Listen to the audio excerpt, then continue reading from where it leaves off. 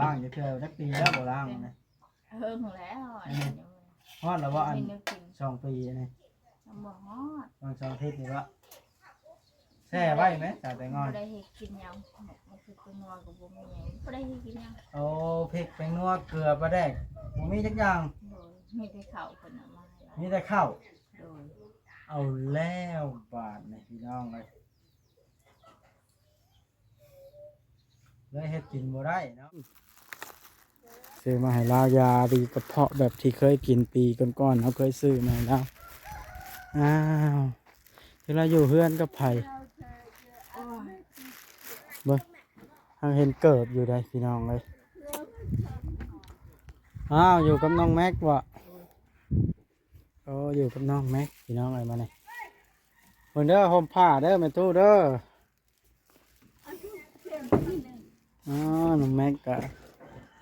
ฮะห่มผ้าก่อนแม่ตู้อย่าลืมกดติดตามเพื่อเป็นกำลังใจให้ผมด้วยนะครับทุกคนขอบคุณมากๆครับพี่น้องเดี๋ยวเปิดภาพขึ้นกันมานี่เนาะแวะเวียนมาเยี่ยมแม่ตุธาก่อนพี่น้องเนาะมาจากบ้านน้องแต่แล้วก็ได้พี่น้องมาจากบ้านแม่ตุกแก้ว มานี่กับโบได้นี่อย่างหลายพี่น้องแวะเวียนมาเยี่ยมเราสักก่อนเวียนชาลาวก็จะนี่จักเราอยู่กับไผ่มานี่เพราะว่าเมื่อนั้นไปซื้อยาอยู่แถวห้างใกล้แล้วแบบนี้เราเลยซื้อมาแต่พูนซื้อมาให้ลายาดีกระเพาะแบบที่เคยกินปีก่อนๆเราเคยซื้อมาแล้วอ้าวเวลาอยู่เฮือนกับไผ่เบิ่งทางเห็นเกิบอยู่ได้พี่น้องเลยอ้าวอยู่กับน้องแม็กวะโอ้อยู่กับน้องแม็กพี่น้องอะไรมาเนี่ยเพิ่นเด้อห่มผ้าเด้อแม่ตู้เด้ออ๋อน้องแม็กกะฮะห่มผ้าก่อนแม่ตู้สบายดีเด้อน้องแม็กเด้อ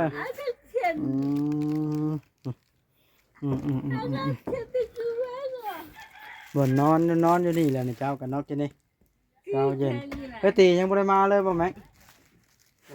ยาละบ่ลุกละก็ยาละบ่ทายเอาละเนาะเราบ่ได้ใส่เสื้อเราฮ้อนแห้งพี่น้องแม่ตู้แม่ยังอันนี้เพิ่นดูนี่ฮะเกิดกันคือไว้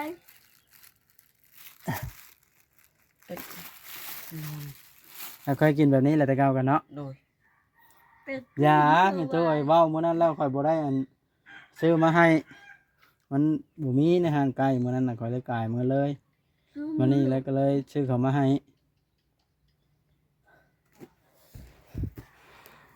เบิ่งสิถ่ายเอาน้อยหนึงนี่อันนี้พี่น้องแม่ตู้ทาเราใส่แต่สิ้นแล้วบ่ใส่เสื้อก็เลยถ่ายได้ซำนี้เนาะน้องแม็ก โดย อากาศละร้อนละเถ่าแห้งละให้เรากินเด้อน้องแม็กเด้อ โดย ยานั่นก็ได้เข้ามาได้ยังให้เรากินอันนี้มานี่ปลาข้อ โดย โอ้เห็นได้ยังได้ปลาข้อน้องแม็ก ได้เขาให้ เอาเขาให้ โดย ต่อเจ้ามาได้ใช้มานี่ อยู่มันไม่ได้ไปใส่ วานนี่ไปยังก็ ไปหาเงินหวานไปหาซี เมื่อก่อนไปปลูกมันบอกได้ยินนมเลิงว่า โดย มือเท่าไรเขาให้นะ วันละแสน วันละแสน โดย ปลูกเบัดมือเลย โดย แดดนี่นะ โดย บอดสมมุดได้ล้านหนึงก็10 มื้อพุ่นแล้วเนาะ โดย เดี๋ยวสู้ๆนะแม่แกแม่เจ้าเรายังบ่ได้มาเลย โดย เห็นบ่ข่าววานนี่คือเห็นนั้น เห็น อ่าอ่ะสู้ไปเด้อแม่ตู้เด้อกินยาค่อยก็ซื้อมาให้แหละจมว่าเจ็บท้องนะน้องแม็กเห็นบ่มื้อน่ะปลากระป๋องไข่อ้ายซื้อมานะ เห็นอยู่ เบิดแล้วบ่ ยัง โอ้แล้วอยากก็เฮ็ดให้สู้เรากินเด้อ โดย เราอยากก็เฮ็ดกินแต่ให้ก็สิแวะเวียนมาเยี่ยมซำนี้แล้วมื้อนี้ก็ได้ถ่ายบ่ได้หึงแม่ตุท่าแล้วบ่ใส่เสื้อกันเอ้ยตีอยู่จังว่าถ่ายเอ้ยตีเนาะ โดย ฮู้บ่มื้อลาสิมา จัด บ่มีโทรศัพท์ติดต่อกันเลย โดย โอ้ย เป็นนางลูกเอ้ย บ่เป็นนั่งลูกเอ้ยเราอืมเอาบ่เป็นหยังน้องแม็กเอ้ย โดย สู้ไปญาติบ่อยู่เพิ่นหรือพี่น้องเราจะไปอยู่เพิ่นแท้ ญาติ ไปอยู่นํพี่น้องนะเนาะ โดย ไปมาๆแล้วก็ได้ ตายแล้วแบบปวด พวกก็ซื้อมาให้และเด้ยาก็ได้แม่ตู้เอ้ยเจ้ากันเนาะแม่นเราใส่เสื้อ เอาแบบเคยดูอ่ะ เราใส่เสื้อให้เรากินยานั้นเด้อ โดย เอาให้ไปก่อนบัดนี้ โดย มันเราบ่ใส่เสื้อพี่น้องเอ้ย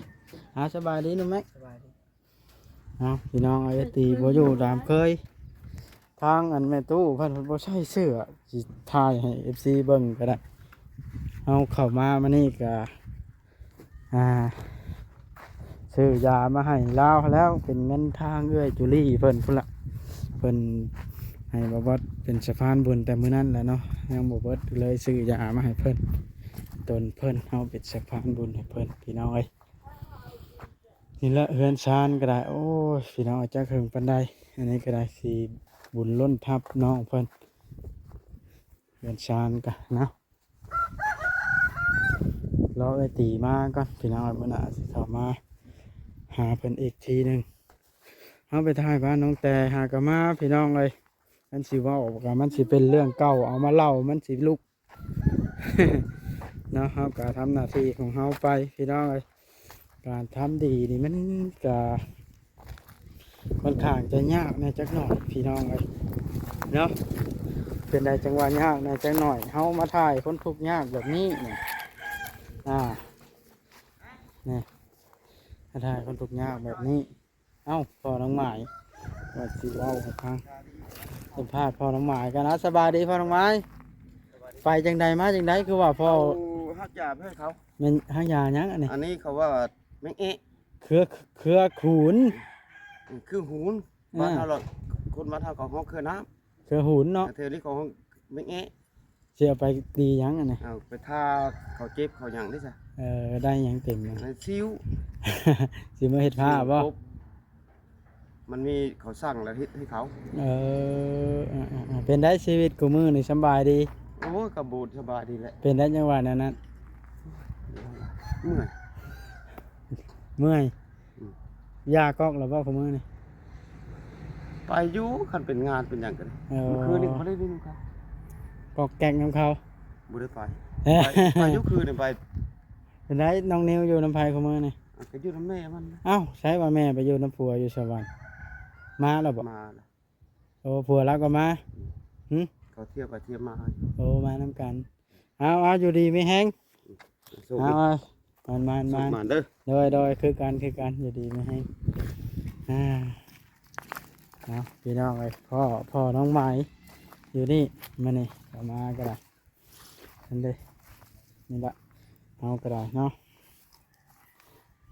จักสิว่าจังใดพี่น้องเลย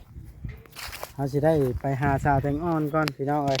เพราะว่าไปหาสาวแตงอ่อนให้มันจบคลิปซะก่อนมันบ่จบคลิปเด้นี่พี่น้องเลยมันบ่มีขาตะกล้องหาอีกหัวแล้วอันเด้ได้แล้วพี่น้องเลยให้มันจบคลิปซะก่อนสิไปหาสาวแตงอ่อนให้มันได้หลายนาทีเพิ่มเติมเนาะก็คือเอามาถ่ายคลิปในตู้ท้าสาวแตงอ่อนกับพวกซองเล็กซองน้อยเนาะพี่น้องคือซีคอมเมนต์แล้วบ่มีประโยชน์เงาอย่างอย่าเฝ้าอย่างสั้นเด้อพี่น้องเอามาถ่ายถึงเฮาสิบ่ได้เป็นสะพานบุญกับผู้ใหญ่เพิ่นเห็นเข้ามาทางช่องอื่นเนาะพี่น้องมาทางช่องอื่นอย่างเช่นช่องตู้ชิดเพิ่นก็เพิ่นว่าเห็นจากช่องเฮาล่ะเฮาก็ได้ให้ผู้ใหญ่เพิ่นเห็นแล้วก็ได้ซอยเนาะนี่แหละพี่น้องเลยสาเหตุที่ช่องเล็กช่องน้อยบ่เติบโตบ่อันมีคนต้อนรับนับถือก็ได้เพราะว่าถ่ายลงไปก็คือเห็นนี่แหละเวลาซอยเหลือก็ช่องใหญ่เพิ่นได้ซอยเหลือและช่องน้อยละมันสิบ่มีประโยชน์ตลอดนะพี่น้องแต่ว่าการทำดีนี่มันก็ค่อนข้างจะยากบ่คือทำชั่วพี่น้อง เอาก็สิสู้ไปไปพี่น้องไปหาสาวแตงอ่อนก่อนบ่แล้วก็ได้ให้มันจบคลิปเนาะสาวแตงอ่อนเพิ่นอยู่จังใดเฮ็ดหยังอยู่พี่น้องเอ้ยมาหาเอ้ยตีเราก็บ่อยู่มานี่ซื้อยามาให้แม่ตุท่าละลักๆแล้วก็ได้นะแต่ฮอดเฮือนสาวแตงอ่อนสิถ่ายให้เบิ่งครับรถก่อนพี่น้องเอ้ย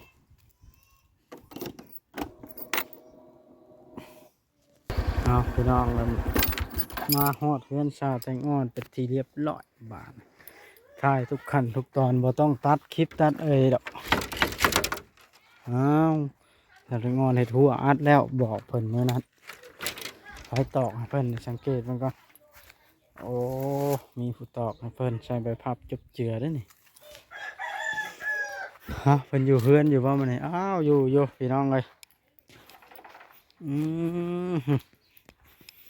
ทั่วเฮ็ดเฮาแล้วก็ได้คือละเด้เอางากคันใดพร้อมเอาสบายดีสาวแตงอ่อน สบายดี เฮ็ดหยังอยู่ก่อนมื้อนี้ อยู่ไม่ได้เห็นนะ อยู่เฮือน โดย เอาอ่าปักพื้นปักไผ่ระวังไว้นี่เจ้านะมันก็เปื่อยเบิดแล้วนี่เสียบหยังก็เปื่อยแบบนี้ชาวแตงอ่อนมันร้อนบ่ มันหอยมันเปื่อย ระวังเด้อเวลาฝนตกพวกหยังจะเก็บกู้เขาเด้อมันพาเข้ามาได้ โดย มึงหามองตากล้องคอยก่อนพาวางได้สิได้บ่แบบนี้ชาวแตงอ่อน เจ้าไหล ฮะได้แล้วนี่เนาะมันอยู่เนาะ โดย พาใส่เฮาค่อยขึ้นเฮือนกันไปจะไปกุยเพราะนี่ฮะครับก็เพื่อนชาติงอนไปได้ว่านี่คือเห็นไห้เพื่อนเป็นหยังอ่ะนะฮะ มันเห็ดใจได้เขา ให้ดีใจได้เข้า โดย คอยเอามาให้แต่เธอก็ไม่ได้เห็นไห้ทีเดียวข้อยก็ว่าเคยเอามาให้ดูอยู่นะแต่ว่านี่เป็นหยังจังไห้ จักว่าเลยเนี่ย ฮะมันจังไห้เองว่า โดยหายวัน ก็ดีใจน้ำได้เข้าแล้วชาติงอนเลยชื่อเพิ่นได้อยู่ว่าเราผู้ใหญ่นะ เกี่ยวมาได้ คอยว่าคลิปจำอยู่เพิ่นบอก เอายุ่งเกี่ยวมาได้ ชื่อบ่ได้แล้ว โดย เอาเป็นไรทางเบาหลีเพิ่นเขามาหาแล้วก็ ย่างน้ำมือ ฮู้แล้วก็ข่าวนะ ย่าง ว่าสีเฮ็ดกองบุญน้ำพ่อเฒ่าชุมทรมื้ออื่น โดย สิลงห่วมใส่บาตรญาติน้ำน้ำกันในวัดนี่แหละ โดย ให้หลวงพ่อสิทนเพิ่นนั่นสูตรหา โดยมาหน่อย นี่วันนี้แล้วให้หลวงพ่อสิทนออกมาพี่ โดย เพราะว่าแล้วแต่พระเจ้าได้อยากลงใส่บาตรน้ำก็ลงนะเฮ็ดกองบุญหาพ่อเฒ่าชุมทรเพิ่นทางแม่สมนัตบอกได้ยินว่าแน่นี่แหละเนาะ โดย เพิ่นก็บอกว่าวัดโยให้มาเฮ็ดนำกันเนาะแม่สมนัตแต่ว่าเพิ่นให้ทางบ่าวอริเพิ่นมาเต้นมาแล่น โดย เพราะว่าหลวงพ่อสิทนนี่ตู้ชุนนี่ก็บ่าวอรินี่รู้จักกันตั้งแต่กี้ๆเนาะก่อนมาอีก โดย แล้วสิลงนำกันอยู่บ่ล่ะมื้ออื่น ลง มันมาเนาะ โดยจากนี่ยันทุบูจักนั่นแหละ จักกันแล้วเมารีมามื้ออื่นแล้วก็บอกมานี่แล้วก็มาแต่ว่าเราก็แวะมาเจ้าแล้วบ่แม่นเนาะ โดยได้ยินแต่น้องอ้อยว่าเบาหลีมากว่ะยินแรงเขาเป็นใหญ่แล้ววันแรกเป็นบูแหวงอ่ะ โอ้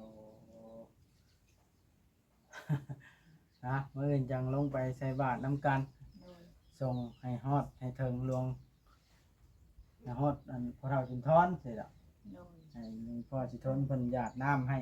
เฮ็ดให้เนาะ โดย ก็ละตกใจว่าเพิ่นเป็นหยังว่าเห็นให้ว่าในเบิ่งในคลิปมันสาวแตงอ่อนให้ดีใจได้เข้าเพิ่นมาให้แต่เทื่อบ่เห็นให้สิดอกเพราะฉะนั้นทั้งจอน้ำเฮ็ดหัวเห็นเฮาก็บ่เห็นให้ ชื่อเข้ามาแต่เก่าก็เลือกคนบ่เรื่องหน้าเรื่องตาแล้วให้บ่ อะไรกันอยากให้ ให้ด้วยความดีใจเฮาก็บ่ได้อยากให้มันให้เองเนาะ โดย ว่าจอยชาแนลได้แวแล้วบ่ ยังบ่เห็น เราไปเฮ็ดนั่นหั่นสอบไปสร้างปื้อเห็นแล้วบ่ ยังบ่ได้แต่เพิ่นเฮ็ดช่อมยังไม่ได้ไปเจอเถื่อแต่เพิ่น อืม ยังไม่ได้เข้าไป ก็ก็สิเอารถเข้าไปให้เพิ่นซ่อมเลยนี่เก่งโซทาลินให้ โดย สนับสนุนเราได้ก็ดีใจน้ำมีตีนมีมือเถื่อพอเป็นไปได้เราได้เลี้ยงพ่อแม่เลี้ยงแม่เนาะ แม่ แต่เราได้เมียมากับมีอาชีพติดตัวเนาะชาวไก่งอน โดยยังเพิ่นได้ ได้ยังกินข้าวมาในถ้วยนี่คือโบราณอยู่เถื่อจักปีแล้วโบราณนี่ เฮิงแล้วอันนี้ยัง ฮอดแล้วว่าอัน ไม่นึกถึง 2 ปีนี่ ยังบ่ฮอด ตอน2 อาทิตย์นี่วะแช่ไว้ไหมชาวไก่งอน บ่ได้เฮ็ดกินหยังมันคือตัวงัวกับบ่มีหยังบ่ได้เฮ็ดกินหยัง โอ้พริกแป้งนัวเกลือปลาแดกบ่มีจักอย่าง โดยมีแต่ข้าวเพิ่นเอามาให้เรา มีแต่ข้าว โดย เอาแล้วบาทนี่พี่น้องเลยเฮ็ดกินบ่ได้เนาะ โดย เพิ่นเด้อขอสิแนะนำชาวไก่งอน เอาเงินมาให้ ฮะ บอกเพิ่นว่าจะเอาเงินมาให้ เงินมาให้ใช้ให้เจ้าบ่ ขาดหนี้อันนี้ โอ้ติดนี่ค่าเสื้ออันเมียก่อนบ่ โดย โอ้ นี่มันก็เป็นเรื่องของเรากับเมียเขาเนาะ แม่บอกเพิ่นเด้อเพิ่น มาทางนี้มาตู้สอบ่สบายดีเด้อมาตู้ ตู้ดีตู้ชี เอ้ยมาตู้สอน้องโอ้ขอบใจนะอันนี้เป็นหยังอันนี้ คามอนเอาน้ำเมียมานั่นค่ะ โอ้ แล้วถากเมื่อให้เพิ่นจะหน่อยพลงให้นกแล้ว อันนี้เป็นเงินค่าหมอนเนาะ คือเงินคามอน เมียคอยมาขายหมอนแล้วเจ้าเซ็นน้ำเรา แม่นแล้ว โอ้แล้วเจ้าเอามาใช้ บ่ใช่มาวานนี้ปัดบ่ครบวานนี้ไปนา อ๋อ นำแม่หันเชนเก่า 190,000เนาะ แม่นแล้ว 70 80 90โอเคมาแล้วขอ ฮอ สิ ด บอก ได้ ว่าให้ ฮอ ว่า ดเมียนะจะน่ะ เลยเอา จะน่ะว่าตู้ดีเวนเดาได้ว่ะ ขอบใจเด้อไปตู้เด้อ ขอบใจโยกใครก็จะน้อยฝนตกว่าลงบ้านข้าวัดบุกสิน้อยว่าไว้แม่ อันนี้นะมันยังน่ะเป็นมันเมียของบ่าววัดพี่น้องเลยและอันเอามาขายเครื่องแหละเป็นเส้นน้ำเราให้เส้นเนาะคนในบ้านน่ะ โดย น้องอ้อยได้แต่ข้าวเนาะบ่มีหยังกินกับเนาะอันนี้ขออนุญาตเงินเมียบอกว่าได้10,000สิให้สาวแต่งอนเพราะได้ซื้อมีนี่เอ้าซื้อมีกินกับลูกเด้อได้สาวแต่งอน อันนี้ก็เป็นเงินเมียข่อยได้เมื่อนี่ข่อยยังใช้แล้วอยู่ได้10,000ไหมข่อยสิได้จกเงินข่อยแล้วมันเชิญลาวข่อยเอาให้เจ้าเลยเด้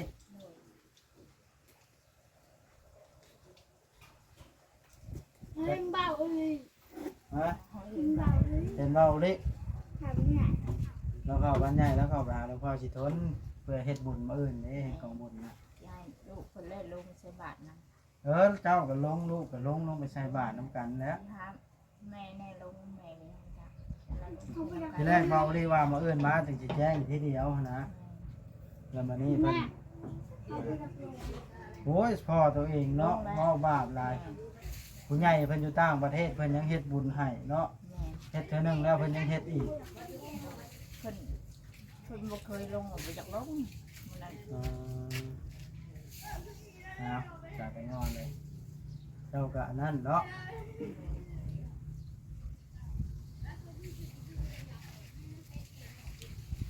นี่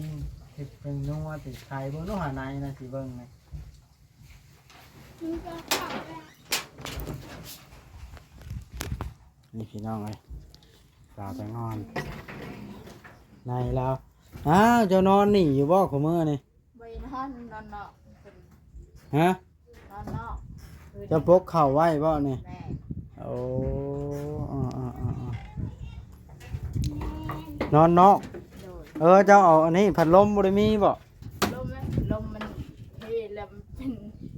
พัดลมมีห่างเลย พัดลมบ่จ้อยซื้อมาตอนนั้นเพแล้ว โดย คือเพไว้แท้ ช็อตมัน โอ้ เจ้าเทือแปลงให้เขาแปลงเล เฮ็ ย ดให้จังนอนได้บ้านนี้ฮ้อนปานนะ ฮ้อน จนได้นอนนอก โดย น้องอ้อยได้นอนอยู่ไส นอนน้ำกันนี่แหละ นอนอยู่นอก โดย ถ้ามีพัดลมนี่นอนอยู่ไหนอยู่บ่ น อนอยู่ในก็มี นี่มันนอนบ่ได้เนาะ โดย มุ้งก็บ่ได้กางบ่ กลางมุงก็ ใช้มุ้งข่อยคือบ่เห็น ก็เว้นเลยก็แกไว้อยู่ใน เอาฮะเฮ็ดไปสาดแตงอนเลย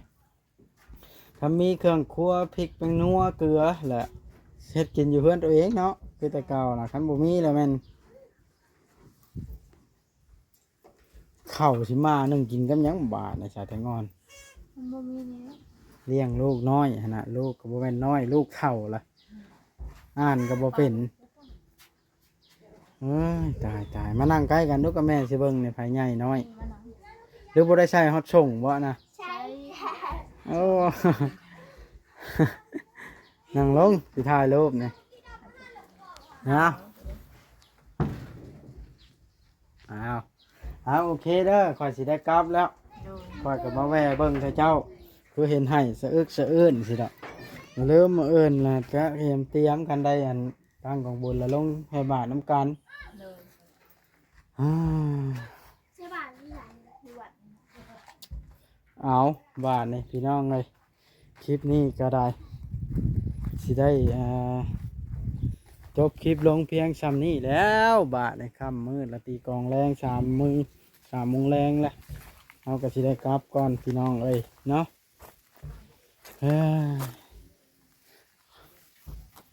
พบพ่อกันในคลิปต่อไปเด้อพี่น้องเด้อ